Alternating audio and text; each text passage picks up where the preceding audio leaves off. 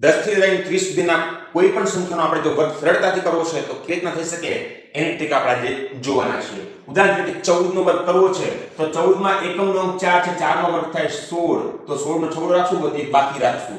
હવે 14 અને એમાં પાછા 4 ઉમેરીએ એટલે 14 ને 4 થાય 18 અને વધી 1 છે 18 ને 19 એટલે કે 14 નો વર્ગ થશે 196. આટલું સરળ છે.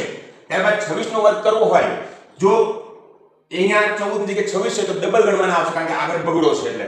તો 6 નો વર્ગ થશે 36, 36 નો છગડો વધી 3 બાકી રાખીશું.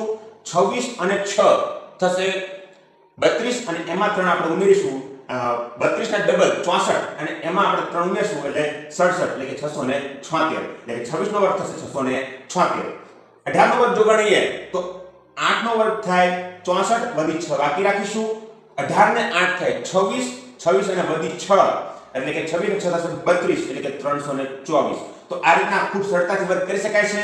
28 નો વર્ગ તમારે કોમેન્ટમાં જણાવવાનો છે કે શું થશે.